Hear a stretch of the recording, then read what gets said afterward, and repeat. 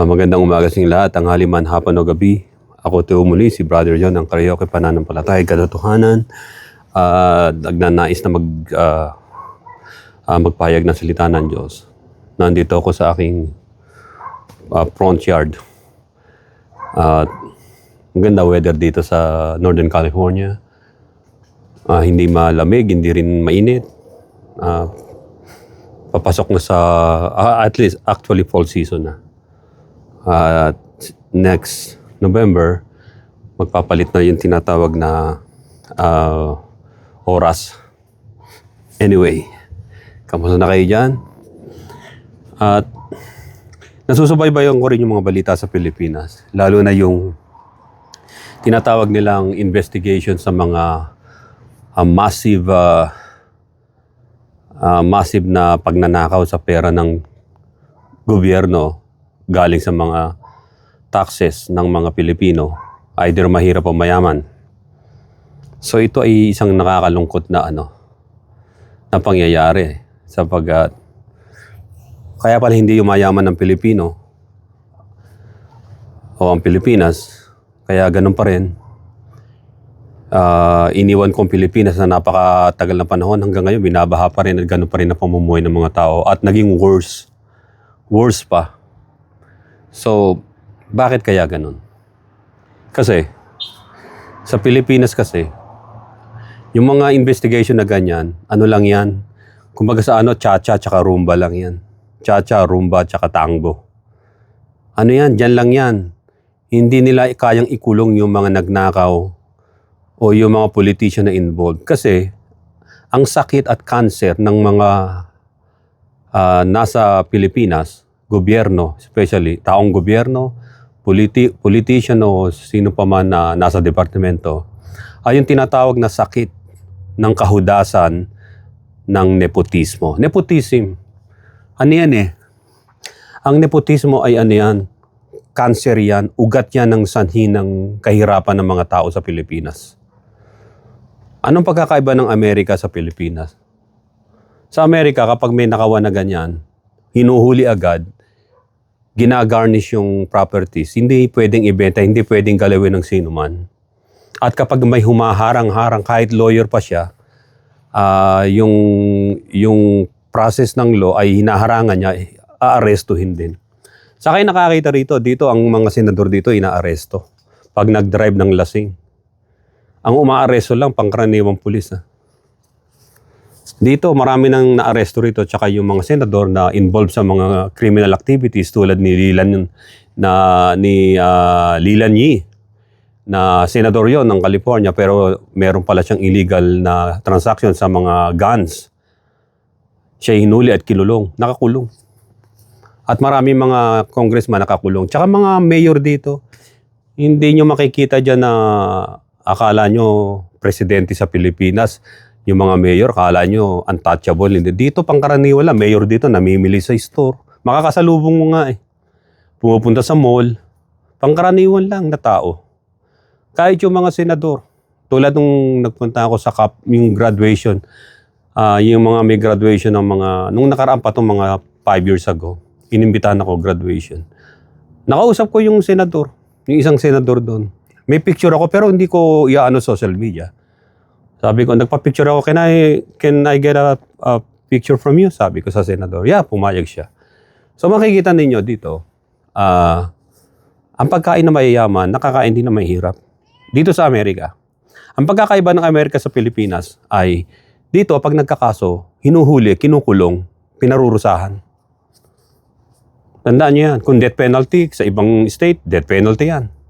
Ano sa Pilipinas? Pinakakawalan. Yung mga investigasyon dyan tungkol sa nakawan, 100% hanggang sa mawala na yung gobyerno matapos yung presidente na si Marcos Jr. ay sigurado na mawawala na yung mga kaso na yan. Kasi wala na magtutuloy. Kaya nga naggumawa sila ng ICI. Kasi prerogative lang ng presidente yon. At pag dumating ang time na hindi na siya presidente, tatanggalin ng ibang presidente yon. Kaya yung vicious cycle ay babalik at babalik pa. yung cycle ng pagnanakaw, yung cycle ng ng kawalang-yaan ng mga politician, yung mga corruption ay babalik at babalik at babalik pa rin. Tandaan ninyo, marami ko ng beses sinabi ito. 3 chopsticks nation ang sasakop sa Pilipinas at magpapahirap. Nauna na yung Japan at ang darating ngayon ay China. Kung sinasabi niyo mga walang yang ang mga Pilipino, ito walang yain talaga sila ng China.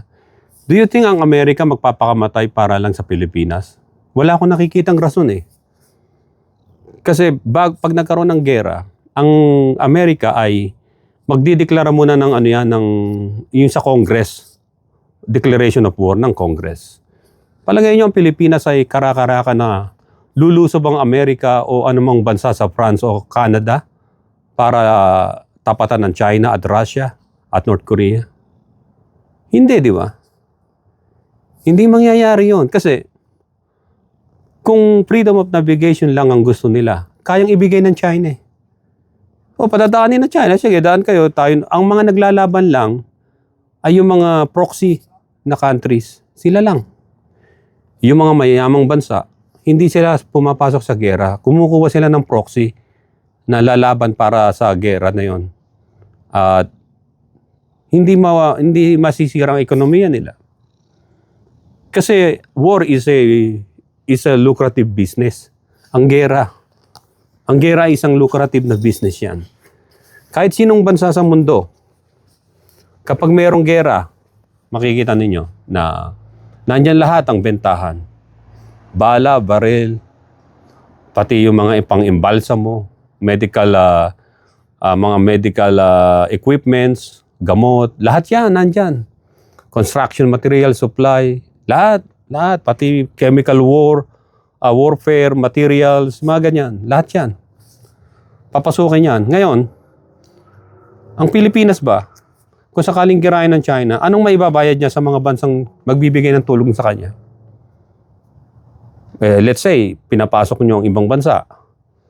Natural, miminahin nila yung Pilipinas at wawasakin nila yung mga islands na gusto nilang kuwaan ng mga minerals. Kasi nga, ang mga Pilipino sa Pilipinas, they're so stupid, yung mga politicians. People in the government, ang tatalino, nag-i-English pa sila, but they're thieves. Mga magnanakaw sila. Pinanganak sila na mayroong pagnanakaw sa pusod. Mga magnanakaw talaga. Kasi, eto tandaan ninyo, kaya bumaha,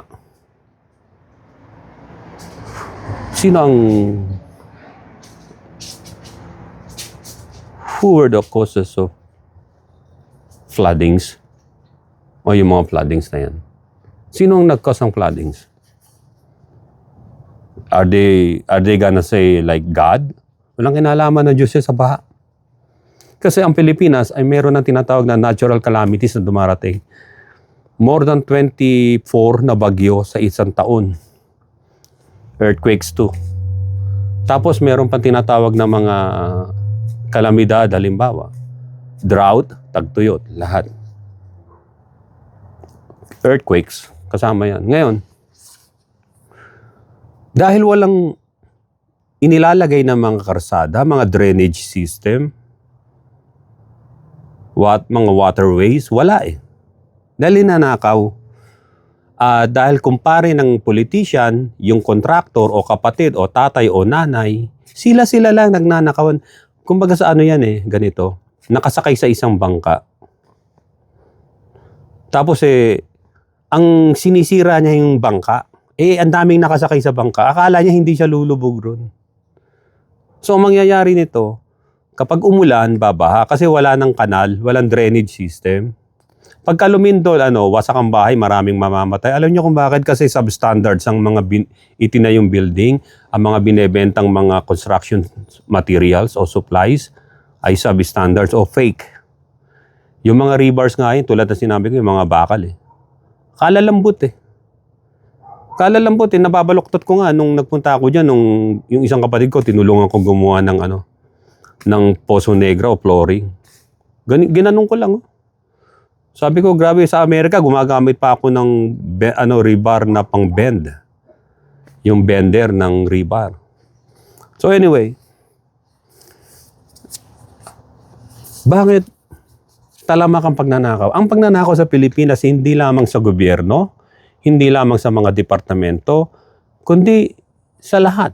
May mga nagnanakaw o nangi-scam sa mga businessman o sa mga taong vulnerable sa Pilipinas. Marami dyan. Kaya dating ang awitin na ang Pilipinas ay pugad daw ng perlas ng sinilangan. Para sa akin, pugad ng magnanakaw. Kasi kapag ang nasa gobyerno ay magnanakaw, ang mga, kahit sinong presidente dyan, naging presidente o magiging presidente, magnanakaw at magnanakaw, hindi man siya ang magnakaw, yung mga sumuporta sa kanyang mga tao sa likod niya. Kasi babawiin nila yung mga perang pinantustos. Kaya dapat sa Pilipinas, wala nang eleksyon. Ang gawin ninyo sa gobyerno, sabihin sa kanila, yung ano na lang, yung Cara Cruz, yung ibon o tao. Ayun na lang gawin nila. Kasi magastos siyang magastos siya tapos nagdadayaan pa. Actually, it's manipulated, yung mga results niyan. Hindi bagay Parang nagkatotoo yung sinabi ni Manuel L. Quezon Yung sinabi niya na it is better for the Filipino people runs like hell than runs by the Americans like heaven. Parang gano'n yung tulad ng langit, kung ayaw nyo magpasako sa Amerika, ayaw ninyo ng demokrasyang nararapat.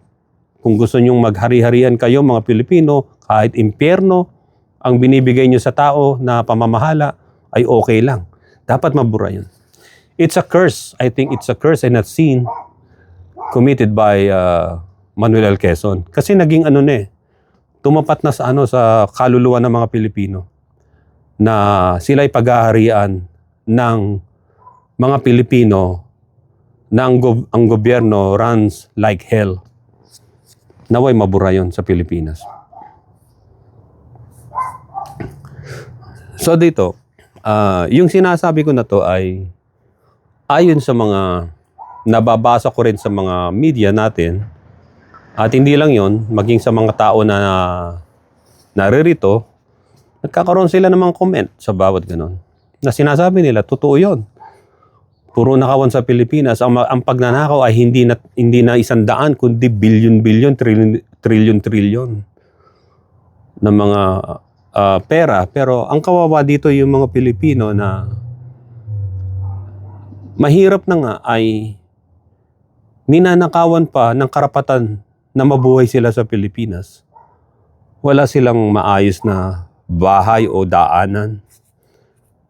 Dapat binibigyan ng bahay. Dito yung mga homeless dito, pinagtayuan sila ng mga bahay malalaki. Yung mga mayayaman sa kanila nagdo-donate ng lupa at saka yung materials pantayo ng nila.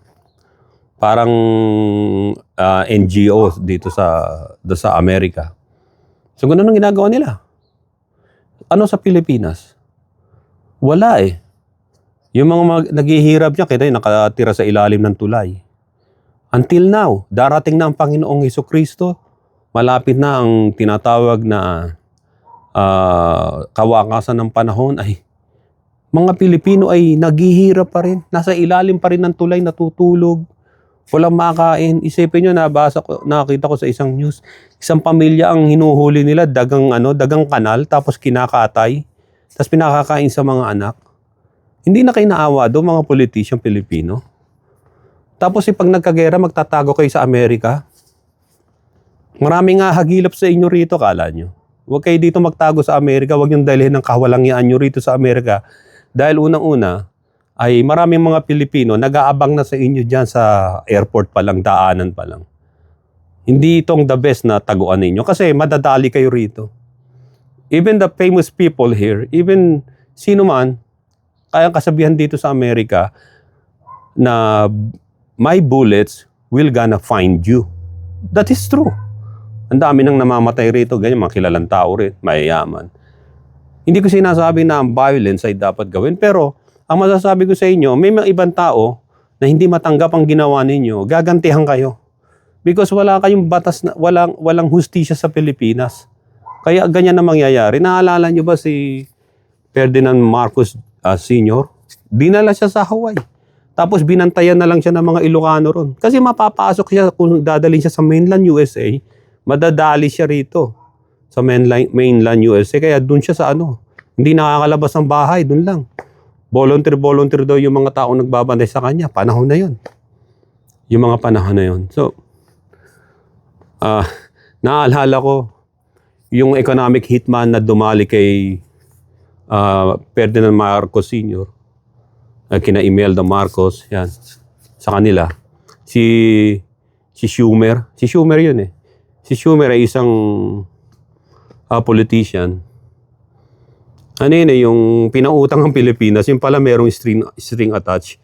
Sinira yung ekonomiya. Basahin nyo na lang yun kasi medyo makasilimuot yun. Kasi kumagat tayo sa utang sa World Bank. Kumagat ang Pilipinas. Kaya ano eh, yung masasabi ko, alam ito. Yung lolo ko, ano siya, isang war veteran siya, army siya. Siya ay master sergeant siya ng battalion niya, yung hinahawakan niya. Nakaligtas siya sa death march. Napalaban siya, maraming labanan. Nakaligtas siya. Pagkatapos, naging ano siya, pagkatapos ng gera, naging Philippine Constabulary siya. Naging bodyguard siya ni Ramon Magsaysay Sr. Paano ko nalaman? Kasi nung nabuksan ko yung bolt niya, yung luma-luma, yung mga military uniform niya, bata pa lang ako noon eh. Elementary. Pagkatapos noon ay nakita ko may iba plaka siya. Yung plaka na nangangampa niya, yung ang tawag sa kanya Magsaysay My Guy. Yung kantang Mambo, Mambo, Magsaysay, Mabu, Mabu, Mabuhay. Yung natanda ko yun kasi meron kaming ano yung stereo noon eh, yung merong karayom na ano lang, di ba? Pagka tumatalon-talon, lalagyan mo ng 25 sentimo sa ibabaw para tuloy-tuloy yung ikot ng needle, di ba? Yun, tapos tinanong ko sa lola ko, yun nga pala, ano siya, meron siya, tapos may mga pamphlets at saka kalendaryo. Ano pala siya, yung isa siya sa mga bodyguard niya. Kaya sinerch ko yung ngayon, bakit siya namatay sa airplane crash? Sabi, aksidente. Tapos yung investigasyon natigil na ron. Parang ganyan yung sa ICI ngayon. Imbestigahan, tapos matitigil. Kasi may madadamay. May mga madadamay kay Ramon Magsaysay Sr. kapag tinuloy-tuloy ang investigasyon ng Philippine Congress noon. Alam niyo kung bakit? Nung medyo teenager na ako, nag-search pa ako. Alam niyo kung bakit? Na ang airplane, ang pagbagsak ng aeroplano ni Magsaysay ay isinadya. Alam niyo kung bakit? Una, napasuko niya hukbalahap ang mga frontier ng mga komunista. Hukbalahap. Sila yung first wave ng communist sa Philippines. Lumaban sa Hapon, pagkatapos nag-gather sila ng forces nila. Ngayon, yung first wave ng communism nasa Pilipinas na sila yun. Ngayon, napasuko niya na ang pinaglalaban nyo na para sa mahihirap ay hindi madadaan sa dahas o sa armas, kundi kinakailangang iakyat sa gobyerno. Naging presidente siya. Si Ramon Magsaysay Sr. ay pro-poor. Pro-poor pala siya. Ngayon, dahil pro-poor siya, gusto niya subsidize lahat ng pagkain ng mga Pilipino, pamamahay, pamumuhay, trabaho, lahat. Pabor sa kanila lahat. Yung mga elitista nagalit, kapitalista. Nagalit. Walang kinalaman ng Amerika dito Yung mga elitista, kapitalista lang sa Pilipinas. Ang hindi nagugustuhan. Kasi mawalan sila ng negosyo nila. Gusto nila yung kapitalista. Alam niyo naman yun Communism tsaka capitalism. Kung napag-aralan niyo yun. Talagang kapitalista is masama yan. Mga dorobo yan. Mga ano sila.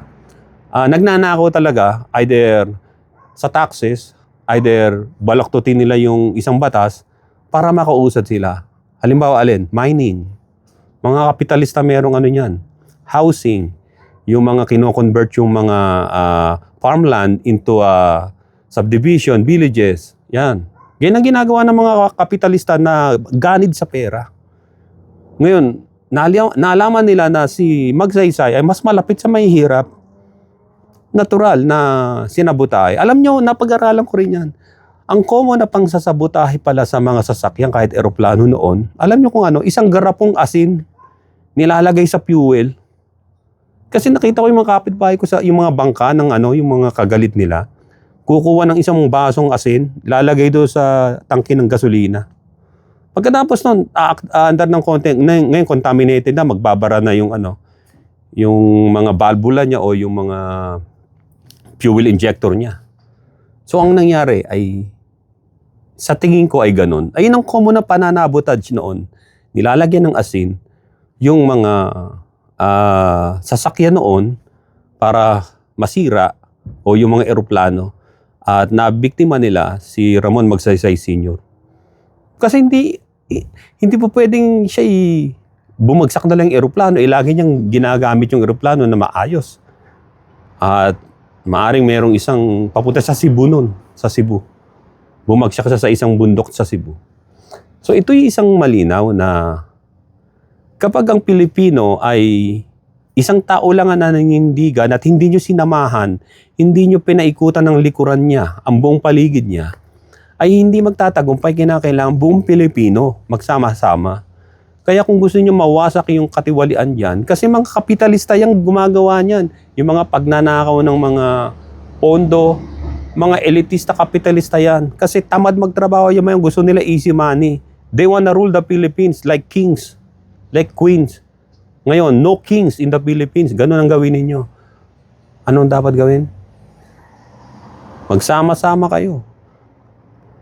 Yung mga estudyante, lahat ng estudyante kasi kinabukasan niya, tsaka kinabukasan ng mga anak nyo na darating ng araw ay magiging estudyante rin. Pero ito, isa pa ito sa nakakalungkot. Nabahagi ko sa inyo. I'm talking about walang halong ano to, yung politics na ibabanggitin ako. Sa Pilipinas kasi, kaya tuloy-tuloy ang salot o mga perwisyo ng mga natural calamities dyan, blame it to all churches. Kasi yung mga churches na ito, they can stand for the truth. You know bakit? Kasi unang-una, tumatanggap ng mga corruption money ang mga yan. Yung mga pare nakakatanggap ng mga pera yan, simbahan nila, bigay ng mga politician, galing sa nakaw, pambili nila ng mga sasakyan, pajero, tulad nung araw kay Arroyo, di ba? Ganun ang ginagawa nila. Ang raming kawalangian ng mga paring Katoliko. Kala nyo? Ganun ang ginagawa nila. Kaya kita ninyo na yung mga simbahan na yan, hindi naman nagrarally against corruption yan eh. Magsasalita lang, utusan lang isang madre. Yung madre na uutusan niya ay ilang taon lang man nagseserve sa pagkamadre, pagkatapos wala na. Hindi na mahagilap yun. Kaya makikita ninyo ganun. Yung mga Christian churches, Pentecostal, Evangelical, born again, Protestante na religion, bakit hindi sila nagkokondena ng nakawan dyan sa Pilipinas? Nakita nyo ba na mga nagpa-press conference sila? Nakita nyo ba na nag-rally sila? Dahil sa pagnanakaw na yun? Wala. Alam nyo kung bakit? Ano na yun eh, nagpapahid na ng mga bibig nila yun. Ang sarap pala ng kinain nating nakaw. Bigay niyang senador na inimbitahan natin sa church natin. Ganun na, nagpapahid na yan. Di ba sabi ng Biblia? Matapos kumain ng nagpapahid ng bibig, yung mga makasalanan. Ganun sila. Prove me I'm wrong. Lahat ng mga religion dyan, kahit iglesia ni Manalo, kahit anong religion yan, kahit iglesia ni Kibuloy, kahit mga tumatanggap na mga ninako sa gobyerno yung mga yan, in a form of gift namin sa church mo to, love gift namin sa iyo. Pero suhul yun. Hindi ba sila nakakahalata doon? Na sinusuhulan sila? Na ang Diyos nila hindi na si Kristo, kundi si Satanas na. Naalala ko sa bibig mismo ni Erap, nang galing, in-interview siya. Nung sisipain na siya sa gobyerno, di ba, si Erap Estrada, nagbigay siya at I think more than 300 million o hanggang 400 million eh. Doon sa relihiyon na tinatag ni Eliseo Soriano para mag-rally kasama niya Susuportahan siya. Binigay kagad yung pera. Pero walang mga taong pumunta kahit isa. Nabudol siya ni Eliseo Soriano din eh. Kaya makikita nyo, budulan ng budulan yan ng mga religion. Walang malinis sa religion dyan sa Pilipinas. They're all talking about money. Mga born-again Christians yan, the same. Eddie Villanueva, the same. Corruption money, kinukuha ng mga yan. Kaya ganit sa kapangyarihan yung mga yan. Kaya gustong maging congressman. Pero makikita niyo, hindi ba niya ba alam na mayroong project doon, na ghost project doon sa lalawigan niya, Punlo, Bukawi pa? Absurd, right? Makikita niyo kalokohan eh. Kasi nga, they're part of the evil kingdom o empire ni Satan. Yung mga yan, yung mga born-again Christian na nandyan. Yung mga tao na yan, yung mga JIL ministry na yan, yung mga PJM na yan, yung mga iba pang mga kabilang doon sa mga grupo na yon. Maging si Abante, hindi ba siya nakakakuha ng pera? Di ba dinaya lang ng COMELEC yung resulta, talo naman siya sa pagka-senador, pagka-congressman, di ba? But ibinalik siya only in the Philippines. Only in the Philippines na yung talunan naging hindi naman siya ang pangalawang mataas na kuwang boto. Meron pang isa. Dapat ayun na naging congressman. Kaya makikita ninyo, the Philippines is already dead. It's going to its graveyard. And one missile will gonna hit the Philippines and then that's it. Surrender or die. Yun lang kayo. Surrender or die. Anong sasabihin ninyo sa China? Surrender or die. Because America won't gonna lift its finger. Maaring bentahan kayo ng armas, pero hindi papasok ang mga Amerikano o pamilya nila o mga anak nila para lumaban dyan. Alam niyo bakit? Dadalhin pa sa Kongreso yung act of war na yan na gagawin ng China sa Pilipinas. Dadalhin pa. Kaya huwag kayong umasa. Kaya ang pag-asa ay ang pag-asa ay napakadilim na. Last itong inilabas ng Diyos na kasamaan ng mga Pilipino sa pagnanakaw. Last ride na yan. Kung sa last call na yan. And then the next one is total annihilation na. Maraming mamamatay na Pilipino kung magmamatigas pa kayo. Nakikita ninyo yung mga college students nagpupursiging maging maging mga engineer, yung mga matitinong bata. Pero pag nakapasok na sa departamento ng gobyerno ng Pilipinas, ginagawa nilang demonyo, mga demonyo. Ginagawa nila sindikato, kinakailangan gawin mo ito. Ngayon, nalalaman mo na yung mga pinagagawa nila. Hindi ka makakaalis sapagkat ikaw ay titirahin nila, ipapapatay nila, isasalvage ka o i-execute ka nila na palalabasing na aksidente ka. Ganyan dyan. And I know God will gonna punish you all. Kayong mga corrupt na Filipino politicians, government officials, at lahat ng mga nagpahirap sa mga Pilipino. Makikita ninyo na bakit kaming mga tao rito na nasa Amerika o nasa Europe, Australia, Canada at ibang mga bansa ay naririto dahil sa inyong mga kurap. Gusto naming mamuhay na maayos. Kaya sa ibang bansa namin hinahanap ang magandang pamumuhay sapagkat ang justice ay binibigay nila. Fair ang justice. Walang kinikilingan. Tulad yan nung naging one of the juror. Ang tinitignan ko ay evidence. Hindi itsura ng tao, walang tumitingin sa itsura, kundi sa presentation ng evidence. Kung nagnakaw ang isang tao, ay ng ebidensya, kitang-kita, may CCTV, merong mga papeles na mga naglabasan. Eksakto, magnanakaw yon. Sa Pilipinas, ang dami ng papeles, may mga pondo, mga bilyones, may mga, ang daming picture pa ng mga pera. Nag-uusap pa sa mga telepono, yung mga na yan, yung mga communication na yan. Alam niyo kung bakit ginawa ng mga politicians sa Pilipinas na bawal ang wiretapping? Kasi lahat sila magnanakaw Lahat sila gumagawa ng irregularities para hindi gawing ebidensya yung yung wiretapping.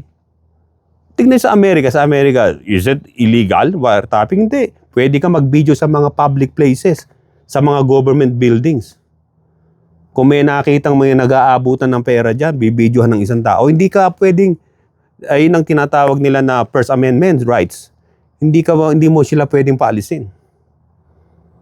At hindi mo alam yung mga tinatawag na mga nagbibideo na yon ay merong live connection yun sa isang app o sa isang government na para malaman kung sino corrupt na Amerikano. Ganon dito. Sa Pilipinas cover up ang ginagawa. Pag merong kasalanan, magpapa-press conference. Ano yun? Kapag ang magnanakaw ay nagnakaw, pagkatapos nun ay magsisinungaling siya, sasabihin niya hindi siya nagnakaw. Nakakaawa. Gusto ko sanang magbigay lang ng kaunting tungkol doon pero nakita ninyo na lindol, tapos ulan, baha. Ayun ang cycle dyan, lindol, tapos sunog. Kakasunog na naman na magkakasunog kasi nga nabubulok na yung mga bahay nila na baha, na naulanan. Pagkatapos, marupok na yung pader. Pagka nagkalindol, mababagsakan sila, mamatay sila. Walang leadership ang Pilipinas. Walang matinong leader kasi 99.9% na mga Pilipinong politician ay magnanakaw. In my own assessment, at tulad din na sinasabi ng iba, which is true, magnanakaw talaga. Magnanakaw. Kita niyo yung isang pobreng Pilipino na nabalita ko, nagnakaw lang ng isang pandesal, hinabol na, pagkatapos dahil sa isang nagugutom napatay o pinatay dahil sa pandesal. Anong klaseng mamamayan ang meron ng Pilipinas na ganun? Alam natin masama magnakaw. Pero isang pandesal, ang tingin nyo sa isang nagnakaw ay talagang kriminal na walang due process? Samantalang yung mga nagnakaw na mga pondo, mga ghost projects, mga flood controls ghost projects, until now, masarap pa kinakain ng mga tinamaan ng kademonyohang mga yon. Maganda ang reception sa kanila kapag doon sa tinatawag na yung palabas na investigasyon. Palabas lang yun Meron ba nakasuhan? Meron ba nagfile ng kaso? Wala. Sasabihin ko sa inyo hanggang sa matapos yung gobyerno ng Philippine President na yan, yung kaso na yan, wala yan, iikot lang yan. Parang lang yung creamer sa kape, hinahalo. Hanggang sa yung mga Pilipino ay makalimutan na nila yan o mamatay sila na hindi na nila alam na ang nangyari ay baliwala na, lumipad na sa hangin ang trilyones na pagnanakaw na ginawa nila. Ayun po ang malinaw po nun. Kaya nga, gusto ko sana magbahagi sa inyo ng salita ng Diyos pero makikita natin na uulitin ko na lang yung sinabi ng Philippians chapter 3 verse 19. Ang sabi, yung mga taong ganito, whose end is destruction, whose God is their belly, and whose glory is in their shame, who set their mind on earthly things.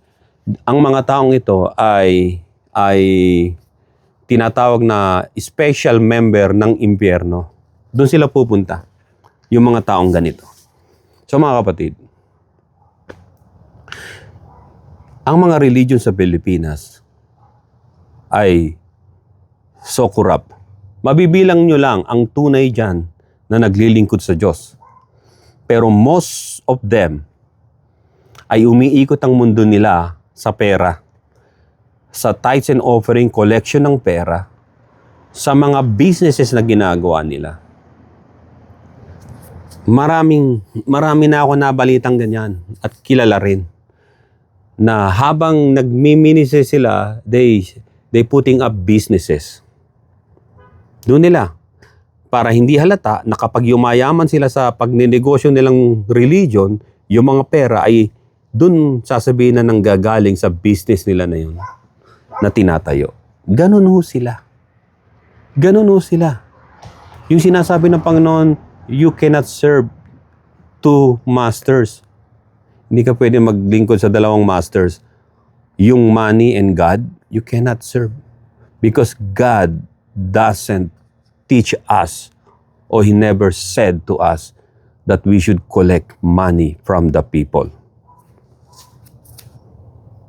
Patunayan nyo yan. Yung sinasabi kong ito na ngayon nyo lang ako napakinggan, prove me I'm wrong. Prove me I'm wrong. At kapag na-prove nyo ako na wrong, na kung ang Diyos ay inutusan ng mga tao o mga Kristiyano na mangolekta ng pera na gawing araw-araw na koleksyon ng gagawing ganon. Sa Biblia may mababasa kayo, mayroong tinatawag na collection nila, yung yung nag-donate sila tapos hinahati nila sa bawat isa o dinadala sa mga na mahihirap na churches yung pera. Pagkatapos nun wala na. Hindi na lagi nilang pinapractice yung ganon. Minsanan lamang kapag merong naghihirap ng mga mananampalatay sa isang lugar. Si Apostol Pablo ay nagiging courier din. Dinadalan siya ng pera, pinibigay para ito sa ganitong simbahan o mga iglesia.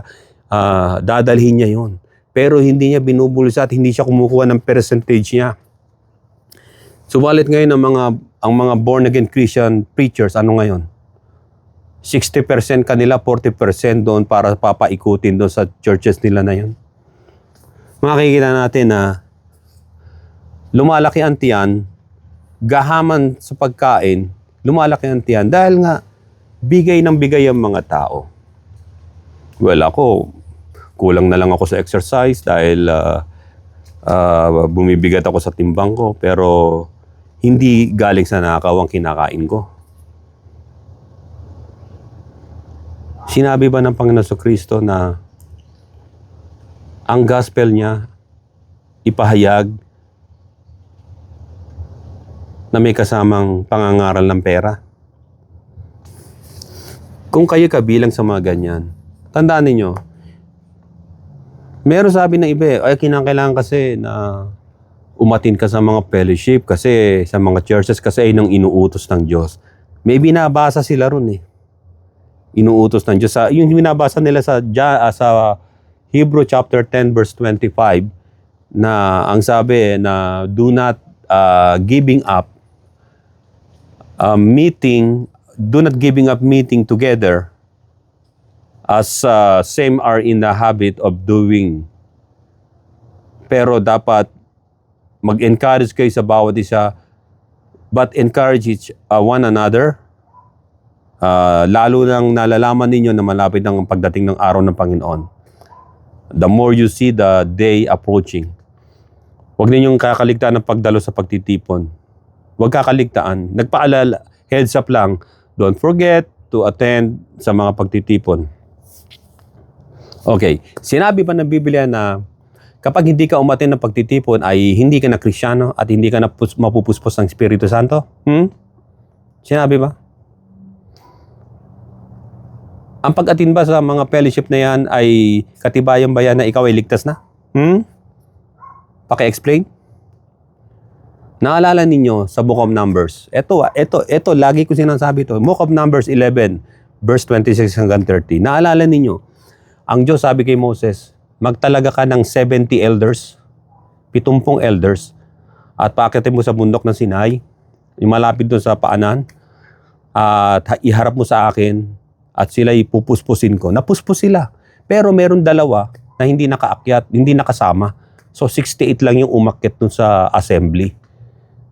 Pero yung dalawa, ang pangalan ni si Eldad tsaka si Medad, hindi nakaakyat.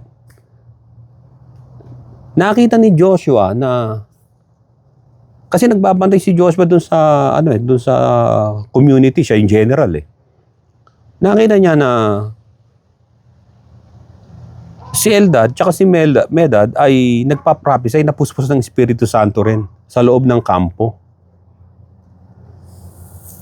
And then nung si Moses bumaba na kasama yung 68 elders, sabi niya, itong dalawa na to nagpa-prophesy, di ba dapat hindi natin pahantilodan to? Kung gusto mo, i-punishment ko sila. Hindi naman sila umakyat doon sa sa bundok doon sa assembly. Hindi, sabi ni Moses, no. Do not stop them. Mas gusto niya nga lahat ng mga tao ay maging propetang katulad ng 70 elders na yon. makikita ninyo na ang kapuspusan ng Espiritu Santo ay hindi nyo makukuha yan nun sa samahan ng mga fellowship na yun na nandun.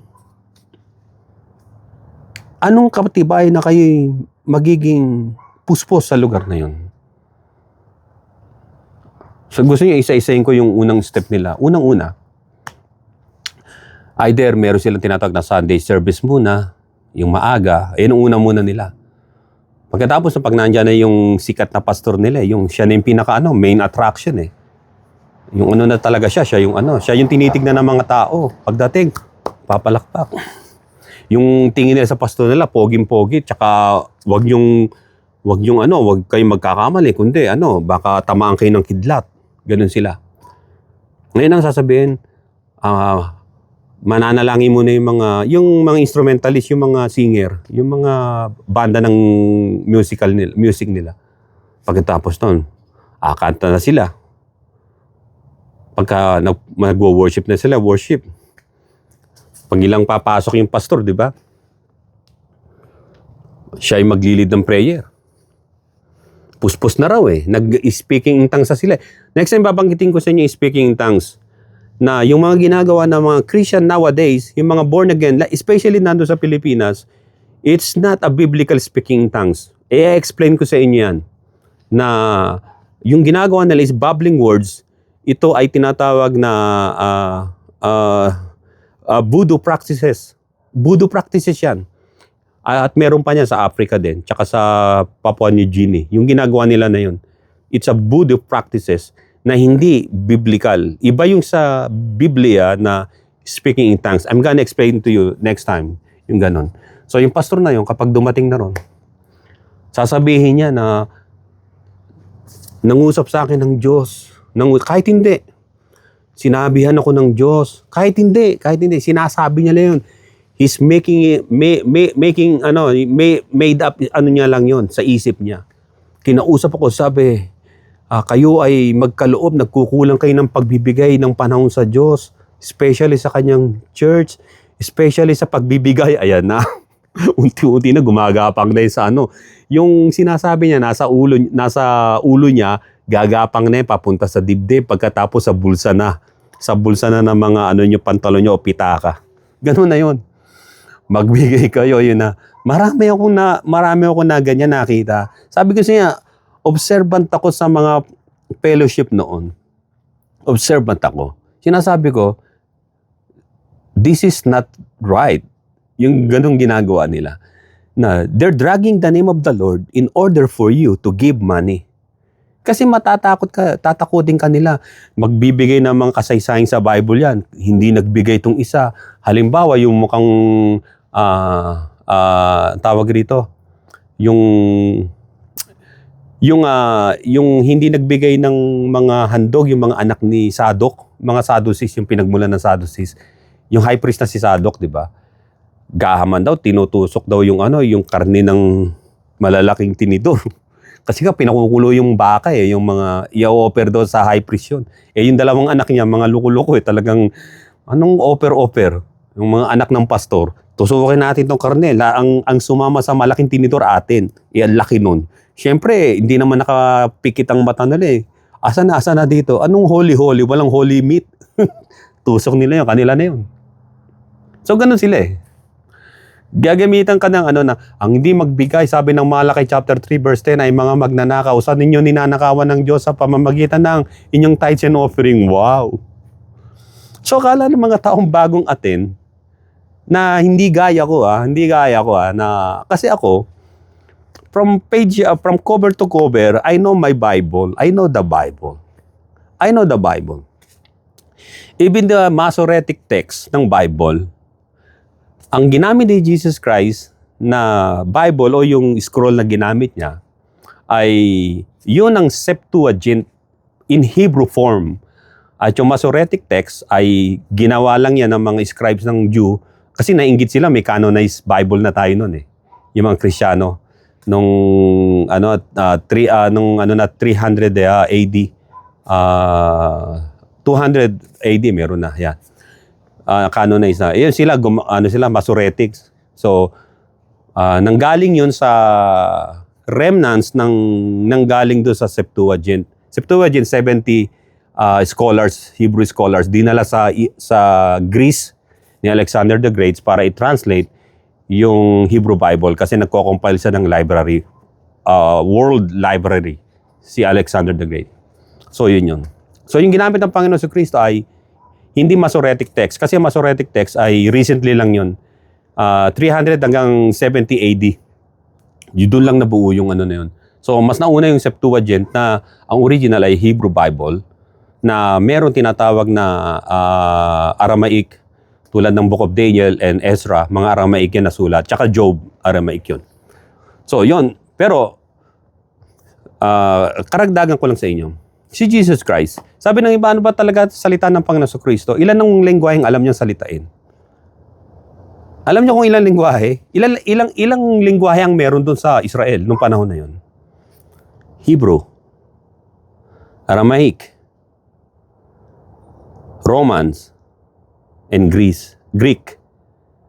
Yun ang language doon.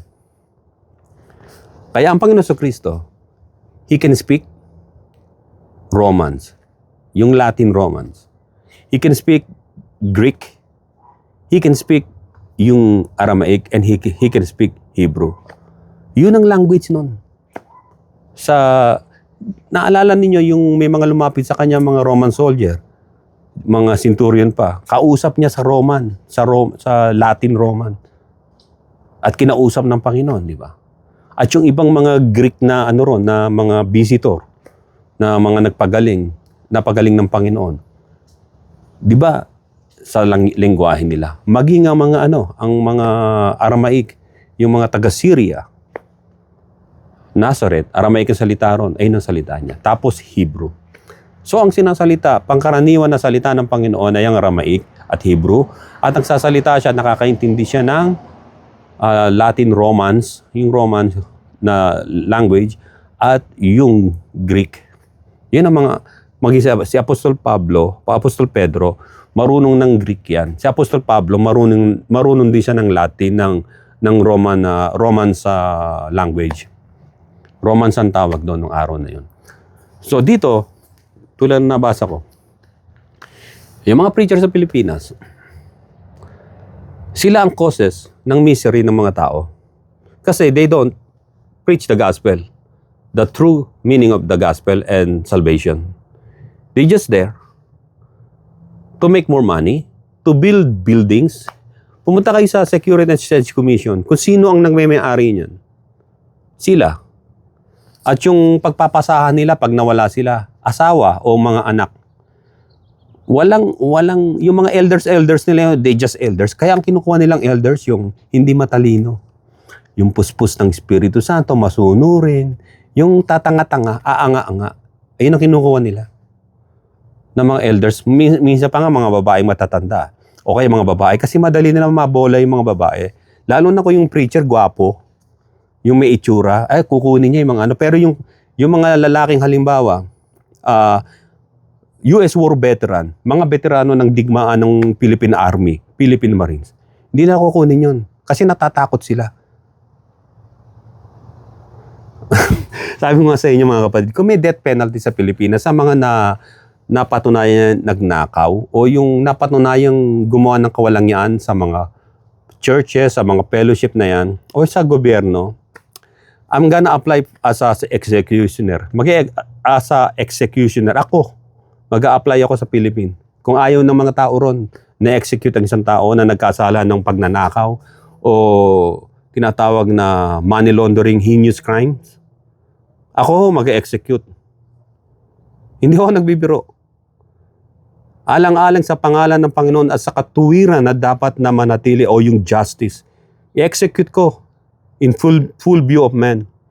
Kahit sa luneta o kung saan mang live pa on TV. Kung babarilin sa ulo, babarilin ko. Kung tatagain ng ulo, tatagain ko. Kung sasaksakin sa puso, sasaksakin ko. Kung kukuryentehin ko. Alam niyo kung bakit? Once you are na alam mo na ang justice dapat ang manatili, yung righteousness, pero hindi nangyayari. Ganitong magiging damdamin nyo. Anong pag-asa dapat ng mga tao sa ngayon? Pag-asa sa salita ng Diyos. Subalit dinadala ng mga false preacher na to, yung mga born again preacher. Kaya lagi ko sinasabing born again preacher, sila yung sila yung malakas na manggalugad ng inyong mga ekonomiya sa buhay, mga trabaho, yung mga kinikita nyo, para sabihing mag-tithes ka, mag-offering ka, mag-love gift ka, hinuhubaran na kayo, ninanakawan na kayo. Ganon din sila katulad sa mga politician, magnanakaw. Ang pagkakaiba lang ng mga politician, sila na-elect. Etong mga to,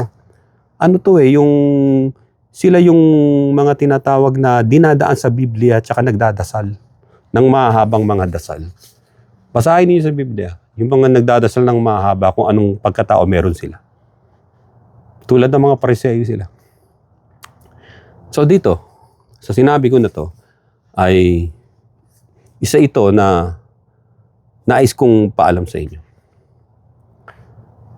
Maalala niyo si King David, yung mga naging cause ng kasamaan sa bayan niya, maging si Moses, they all kinat off nila ang buhay. Kasi makakahawa pa yun sa iba. Makakahawa pa. Mga kapatid sa Pilipinas, wala na kayo ibang tatakbuhan, di ba? Binugo na kayo ng gobyerno. Binigo na kayo ng kahit sino mang kaibigan o kahit yung mga fellowship na pinupuntahan nyo yung mga pastor na yan. Nasa inyong sakit, sa hospitalization nyo, hindi kayo bibigyan niya ng tulong o babayaran nila hospital bill mo, pero malaki yung na-donate mo, naibigay mo sa tithes and offering. Pero kahit konti man lang na kahit isang butil o isang bulak lang na sampagita, hindi ka maalala niyan. They don't care. Yung maaaring sasabihin mo, binigay ko sa Panginoon yun. Yun ka mali. Doon kayo mali. Kung gusto ninyong tumulong sa pagpapalaganap ng gospel, ito ang number 1. Kung gusto ninyong makatulong, may pera kayo, magpa-imprenta kayo ng mga Bible verse. Imprenta parang pamphlets. Maglagay kayo ng mga sarili nyong message, words. Dali nyo sa imprenta. Ipagawa ninyo. Marami nang nagagawang ganon. Pagkatapos, magpagawa kayo halimbawa 500 copies. So gumastos ka halimbawa ng 2,000 pesos. Yun ang ipamigay mo sa mga dumadaang sasakyan o estudyante. Yun ang kailangan. Words na pagdating ng araw ay makikita nila. O kaya sticker. Pamigay ninyo. Kahit sa mga estudyante, dikit nila sa notebook nila. Hindi mabubudol ang pera nyo ng mga preacher na yung kayo mismong gumagawa na sa paraan ninyo na mapapalaganap nyo ang gospel. Halimbawa, magti-TikTok ka. Gusto mong palaganap ang gospel? Make your own song na biblical. O kaya magpagawa ka ng t-shirt na mayroong Bible verse. Pagkatapos magsalita ka ng few gospel words. Napapalaganap po, di ba? Huwag niyong bibigay sa mga preacher na yon yung mga perang yung sinasabi nila ikapo. Dahil pupunta lang sa bulsa nila yun sa mga anak nila. Sila lang makikinabang na yung mga anak nila nagti-TikTok. Halos subot-hubad doon sa TikTok. Kahit sa Facebook, di ba? Gumawa kayo ng small film. Yung pera ninyo, bili na lang kayo ng maliit na cellphone na pwede nyong Tapos gawa kayo ng words. O kayo, yung labas kayo sa bahay ninyo, yung mga halaman dyan, picturean nyo. Alam nyo naman ng mga tao, curious, kahit halimbawa, eto, ginawa ng Diyos tong tao na to, siguro, may tatlong yung klase ng parts ng hindi, magbuklat ka na ng Bible. Eto, siguro, tama nga sabi ng Bible, eto. Hanggang sa sundan ka ng mga tao. Pag may nakita kang taong pulubi sa labas, hindi pera bibigay mo, mga kapatid. Pagkain. Di kita mo ng isang Bible verse dun sa binili mong kahit Jollibee o McDonald's. Ako nga, bihira lang ako mag-McDonald's Buti pa sila, meron. At least yun, patikimin nyo. Merong Bible verse. Bago niya mabuksan yun, tingnan niya. Ang tao kasing nagugutom, kahit bigyan nyo ng Bible verse, hindi niya babasahin nyo kasi nagugutom na nga, hihilo na nga, letra pa ba titignan. Pakainin nyo na muna, sabi. And then bigyan nyo ngayon ng narapat. Bigyan nyo ng damit na mayroong Bible verse. Ay ng maraming kapamaraanan. Huwag nyong bibigay sa pag-iikapo nyo sa mga fellowship na sa mga pastor na yun, na alam nyong gahaman sa pera yon. Ipadala nyo itong video na to sa mga pastor na yon. And then, pwedeng harapin nila ako, if you can stand like a man. Harapin nyo ako. Di ba? Totoo sinasabi ko. Magkano ba sa inyo? 60-40 o 80-20? 80 sa inyo and then 20 itong para sa kuryente ng church na nililid mo, di ba? Ganun lang yan eh. Maraming beses na ako inalukan ng ganyan. Nahawakan ko yung isang church, yung mga ganon. Pero sabi ko kung magpipreach ako, I don't need money. I don't need wealth. I wanna be a regular guy, not normal one. Na mangangaral ako, pagkatapos ng magtrabaho ka, pwede kang gumawa ng sermon, mangangaral. Yung sinasabing full-time, mag-full-time ka sa Diyos, kalukuhan yun. Wala sa Bible na full-time. Mag-full-time ka sa Diyos. Lahat tayo nang tumanggap kay Kristo, lahat tayong nanalig kay Kristo, ay full-time na tayo sa kingdom niya. Dahil ang sabi sa sarili natin, dala-dala natin ang death ni Kristo and we carry His cross always. Yung mga preacher dyan, na akala nyo kababait, yung mga pastor na yan, para makita sila, kunyari mabait manalita, yung doon kayo nabobole, yung akala malumani, mabait. Hindi ho mabait yan. Kapag may kinukuha ng mga pera sa inyo o bagay yan, at kayo ay minomolest na, ay hindi mabait yan, demonyo yan. Ang demonyo, hindi pwede magsalita yan ng akala yung salitang anghel.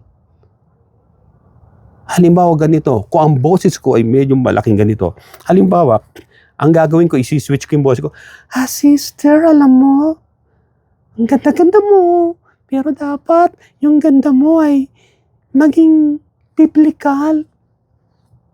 Diba? Ang ganda mo naman di ba? Kapag ikaw ay nagbibigay ng ikapo. Parang duwende. Ganon sila. Gagandahan nila at sasabihin, eto pa sasabihin nangusap sa akin ng Diyos kagabi. Ang sabi sa akin ng Diyos. Pero hindi naman nila masabi ano tinig ng Diyos. Anong salita niya? Latin ba? Greek?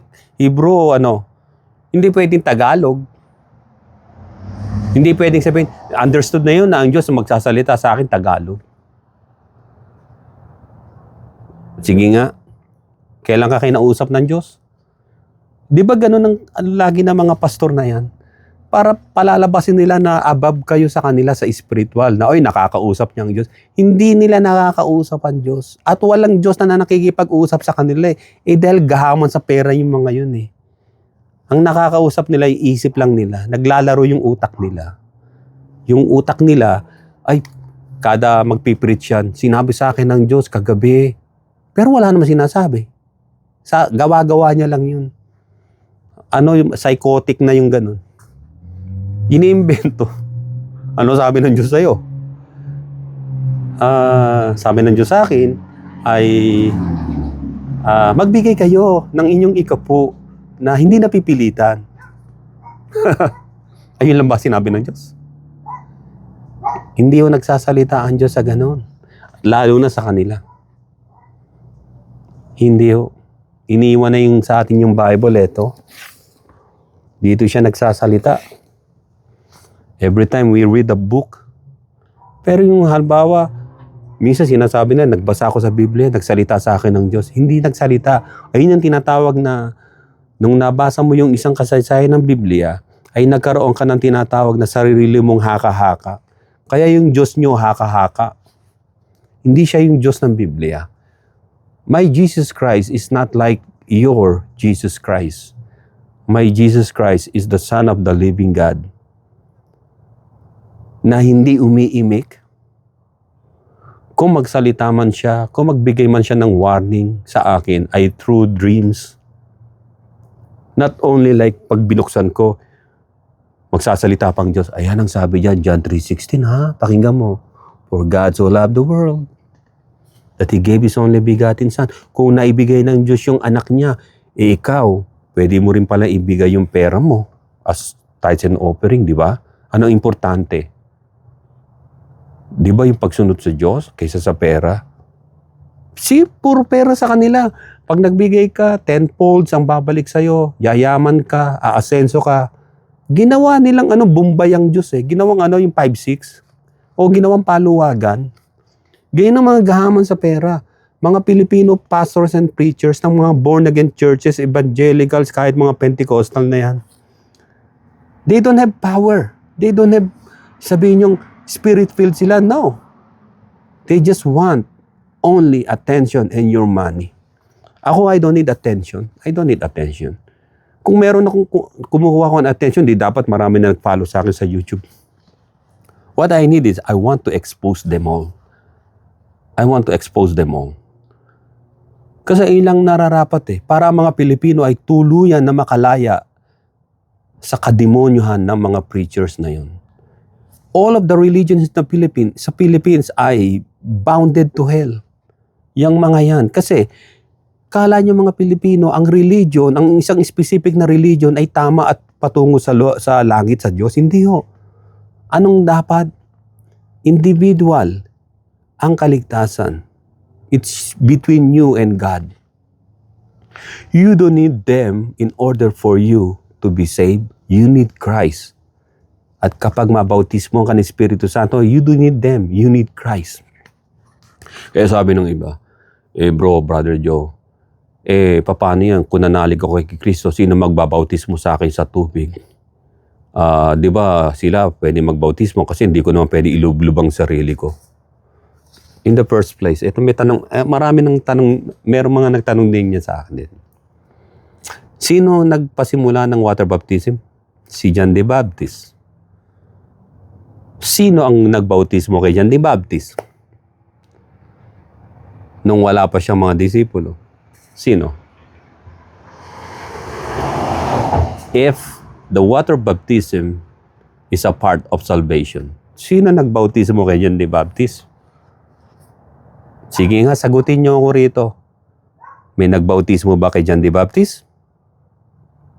Kung sabihin natin meron, sino? Hindi siya papayag na bautismohan siya ng mga alagad niya. Alam ba, binautismo niya alagad niya. O, bautismohan mo naman ako. So, in short, wala nagbautismo kay John the Baptist. As in, wala. Pero nagbabautismo siya. Dapat, di ba, magpabautismo din siya. Pero sino nagbautismo sa kanya kung meron? Hindi pwedeng manghula ka, baka si hindi. Wala So, ito ba'y katibayan na ang bautismo sa tubig ay kaligtasan mo? Hindi. Kahit hindi ka mabautismo sa tubig. Hindi kasi yun ang kaligtasan. Ang kaligtasan, yung naging kamatay ni Kristo sa krus ng Kalbaryo at nung nanalig ka.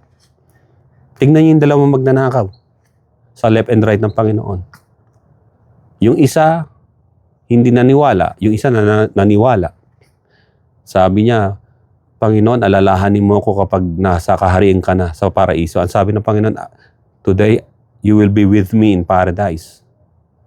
Did Jesus Christ ever said na, sorry boy, hindi ka makakasama sa akin sa paradise. Bakit po, Lord? Kasi hindi ka pa nababautismuhan Di ba meron sa ating kasabihan na, ay, hindi ka pa pwede rito. Kasi bata ka pa, may gatas ka pa sa labi, o marami ka pang bigas na kakainin, o hindi ka patuli. Ano yun hindi ka included doon sa di ba? Kung wala kang ganon. Pero anong importante? Salvation through faith o salvation by water baptism? There's no such teaching sa Bible na salvation through water baptism. Wala. Ni ang circumcision hindi nakakapagligtas. Kaya invalid na yon nung panahon nila Pedro, nila Paul. Hindi ka naman maililigtas sa circumcision Tinuloy yung foreskin Ligtas ka na? Hindi. Nabautismohan ka sa tubig? Ligtas ka na? Hindi. Sino yung mga nabautismohan sa tubig na napahamak? Si Simon tsaka si Safira. Mga mahilig sa pera yung kaya yung pangalang Manny nanggaling sa Simoni. Manny. Di ba inalok niya si Pedro ng pera para bigyan ng power sa pagbabautismo ng Espiritu Santo? Ganon din si Safira. Masiba sa pera sila, kaya nga Safira magaling sa pera. Mababasa sa Book of Acts. Come on, basahin niyo doon. Para malaman ninyo. Nabautismo sa tubig yung mga yon. Pero ligtas ba sila? Binagsakan ni Apostol Pedro ng judgment yung si Simon na mapapahamak siya kundi niya pagsisisihan yun. At sino pa yung mga nabautismo sa tubig na iniwan ang gospel ng Diyos at ang pananampalataya? Si Demas. Mga nabautismo sa tubig yan. Si Demas. Inibig niya ang sanlibutan kaysa sa Panginoon, sabi ni Apostol Pablo. So ang bautismo sa tubig ay hindi paraan para maligtas ka. Ang bautismo sa tubig ay tinatawag na outward na pagpapahayag mo na si Kristo ay naparito, nilinis ang daanan, ang dinaanan niya sa atin, yung mga sinful acts natin, inalis natin, ay ng mga hadlang sa daan. At pagkatapos na bautismohan tayo sa pangalan niya, sa pamamagitan ng tubig, sapagkat yung bautismo sa tubig ay simbolo ng death and resurrection ng Panginoon. Ngayon, ano makapagliligtas? Ang pananampalataya kay Kristo o ikay na bautismo sa tubig? Mamili kayo. Ang nanampalataya kay Jesucristo, kahit hindi tuli, kahit hindi na bautismo sa tubig, kapag nanampalataya siya, ay ligtas siya. Ganap ang kanyang kaligtasan sa tunay na pananampalataya. Yun sana ang aking ipapangaral sa inyo, ang tungkol sa napakainam na pananampalataya. Subalit sa susunod na lamang po mga kapatid, maraming salamat sa inyo. At ito po muli ang inyong kapatid, si Brother John ng Creoke, Pananampalataya Katotohanan. God bless inyo lahat. To God be the glory in Jesus' name. Everybody say Amen and Amen.